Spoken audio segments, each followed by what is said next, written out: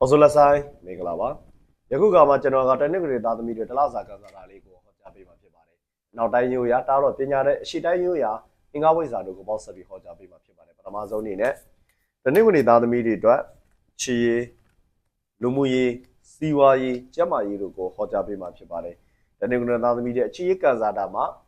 the star ကကြာရောက်တာဖြစ်တဲ့အတွက်ချစ်သူကြီးစားနှစ်ဦးမှာမိမတဦးကဂျားဝင်နှောက်ယှက်တာမြူဆွဲတာမျိုးလေးတွေကြော်ရပါလိမ့်မယ်အဲ့ဒါကိုချစ်သူကြီးစားယောက်ျားလေးဖြစ်သူကစိတ်ကိုမရိမ့်မရိုင်ပဲနဲ့တေးသေးချာချာထိမ့်သိမ့်မှသာ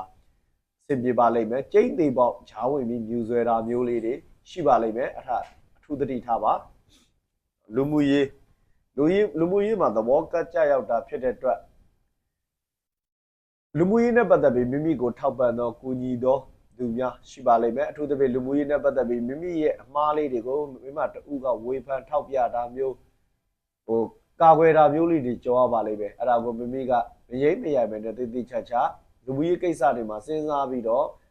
မိမိကိုဒုက္ခပေးနိုင်သောသူများကိုရှောင်ကျဉ်ခြင်းဖြင့်လူမှုရေးကိစ္စတွေမှာအဆင်ပြေလာပါလိမ့်မယ်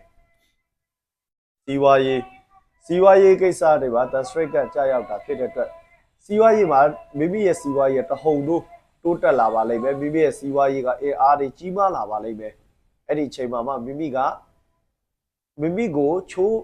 အကောက်ကြံပြီးချိုးနေတဲ့လူတွေရှိလာပါလိမ့်မယ်ဒါပေမဲ့မိမိကအဲ့ဒီ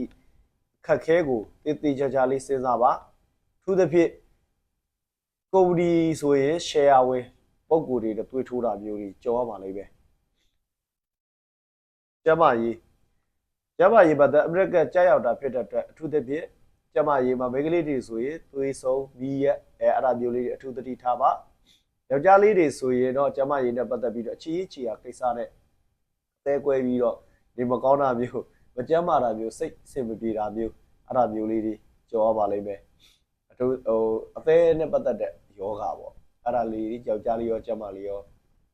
ယောက်ျားလေးရောမိန်းကလေးရောအထူးသဖြင့်ဂရုစိုက်ပါမြမယူရအင်္ဂါဝိဇ္ဇာနဲ့ဟောကြားရဲ့ယခုခါမှာအင်္ဂါချိန်ကဖြစ်တဲ့အတွက်ချီရမှာကျင်းသေးပေါက်မိမတူရဲ့နှောက်ယှက်မှုကြောင့်ဒီချီရေးကကွဲသွားနိုင်ပါတယ်။ဟောက်ပြန်သွားနိုင်ပါတယ်။နောက်ပြီးတော့လူမှုရေးမှာကငွေရေးကြေးရေးကြောင့်မိမိကိုလူတွေအထင်လွဲတာမျိုးကြုံရပါလိမ့်မယ်။အတိငွေရေးကြေးရေးကလည်းအထူးသဖြင့်မိန်းကလေးသို့မဟုတ်မိဘအဲ့ဒါတွေကြောင့်မိမိရဲ့လူမှုရေးကိစ္စမှာအထင်လွဲမြင်လွဲခြင်းတွေခံရပါလိမ့်မယ်။စီးပွားရေးမှာလည်းအတူတူပါပဲ။မိမိရဲ့စီးပွားရေးပြိုင်ဘက်တွေကမိမိကိုဝင်ရောက်နှောက်ယှက်တာမျိုးစောနာကပြောသလိုပဲ share ဝင်နေနဲ့သွေးခွဲတာမျိုးစီးပွားလုပ်ပေါ်ကိုင်ဘက်တွေနဲ့သွေးခွဲတာမျိုးအဲ့ဒါမျိုးတွေပြုလုပ်ပါလိမ့်မယ်ကျမရေးနဲ့ကတော့အထူးသဖြင့်သွေးတိုးတာသွေးကြတာသွေးဆုံးတာအဲ့ဒါလေးတကူဆိုင်ပါဟုတ်ကဲ့ပါကျွန်တော်ဆွဲ